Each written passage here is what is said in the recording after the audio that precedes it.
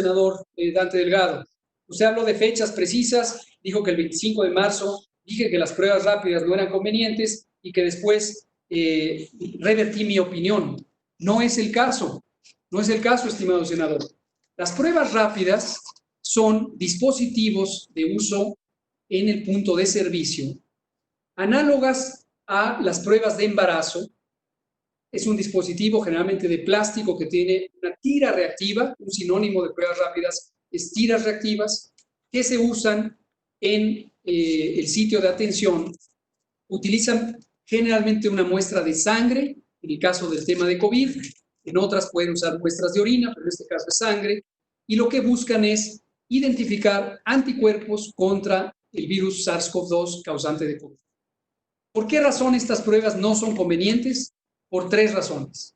La primera, porque también, por frustrante que es e increíble que parezca, existe un vacío de evidencia científica respecto a el momento después de la infección en que empiezan a incrementarse las concentraciones de anticuerpos en la sangre humana. ¿Cuánto duran esas concentraciones? Y más importantemente, si esos anticuerpos son o no biológicamente protectores de la infección por el virus. Estas preguntas científicas no han sido respondidas y por lo tanto, a pesar de que han proliferado innumerables compañías, cerca de 30, que en el mundo ofrecen estas pruebas rápidas, no tienen un sustento científico sólido. Por esa razón, la FDA, Administración de Fármacos y Alimentos de los Estados Unidos, no aprobó estas pruebas, no las aprobó. También respetuosamente le ofrezco enviarle la información y la evidencia correspondiente. Lo que hizo la FDA es que entró en un periodo especial, por motivo de la epidemia, que caracteriza dos tipos de respuesta ante una solicitud de autorización. La primera se llama autorización y la segunda se llama aprobación. Parecen sinónimos y quizá lo son en el lenguaje castellano, pero hay una diferencia importante. Autorización, lo único que quiere decir es el permiso de venta. De saludo. Soy Beatriz. Por favor, cierren su micrófono.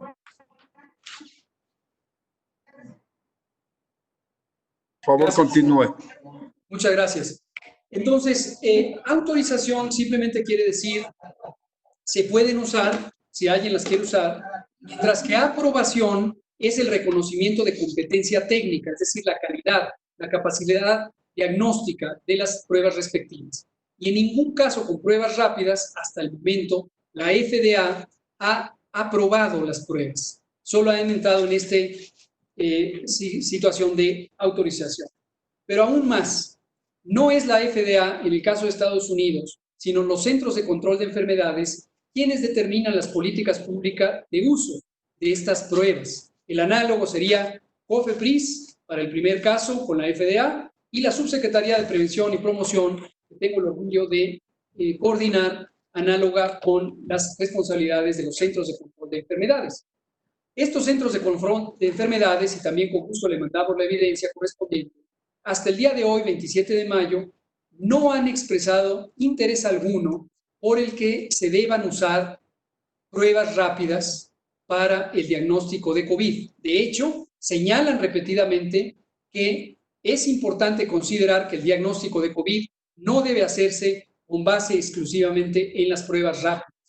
Por cierto, hoy tenemos una noticia de CNN escrita por Maggie Fox, que precisamente dice, traduzco, las pruebas de anticuerpos de COVID son equivocadas la mitad de las veces. Y esto lo dicen los Centros de Control de Enfermedades de Estados Unidos, los famosísimos CDC. Y esto me lleva a explicar de manera sucinta y básica qué quiere decir esto. Quiere decir la sensibilidad y especificidad, que son los atributos que reconocen o estiman la capacidad de una prueba para reconocer adecuadamente los casos verdaderamente positivos y los casos verdaderamente negativos, respectivamente. Sensibilidad, especificidad.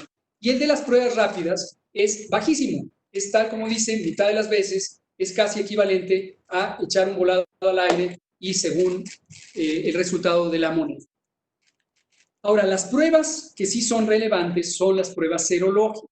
Con esta respuesta quisiera abordar lo que varios de ustedes comentaron y lo abordo con mucho gusto. Cuando pasamos a la fase 3, efectivamente seguimos usando, como lo dije, el modelo Centinela, pero el foco de la atención cambió fundamentalmente a la ocupación hospitalaria. Ahora que pasemos a la nueva normalidad, el foco de atención efectivamente va a ser el peligro de los rebrotes. Y en ese peligro de los rebrotes, las pruebas de laboratorio serológicas juegan un papel importante. Y aquí un dossier muy básico. Hay dos tipos de pruebas relevantes para COVID. Las pruebas que detectan al virus al detectar su material genético, ahí está la PCR, el GeneXpert y otras. A esas son a las que se refería el gobernador Alfaro en su segunda locución cuando dijo que yo me había arrepentido. No me arrepentí. A esas pruebas son pruebas muy rápidas en su tiempo de ejecución, pero no son las que convencionalmente se llaman pruebas rápidas o tiras reactivas, que son las que el gobernador Alfaro había comprado varias semanas antes. Estas pruebas rápidas detectan el virus y las pruebas serológicas detectan la reacción del cuerpo en forma de anticuerpos. En el segundo caso, nos interesa a todos los miembros de la comunidad global de salud pública y seguramente a la ciudadanía tener un instrumento que nos permita identificar qué proporción de la población ya es resistente, ya es inmune a el virus que causa el COVID. Noticia positiva, existen varios kits diagnósticos, varias tecnologías competentes. Nuestro INDRE, nuestro Laboratorio Nacional, ya está evaluando varias de ellas y hay 3 candidatos muy promisorios, más uno que proviene de la investigación científica de nuestras instituciones públicas, concretamente la UNAM, el Instituto de Biotecnología, que podrían ser promisorias para este propósito. Pero, mala noticia.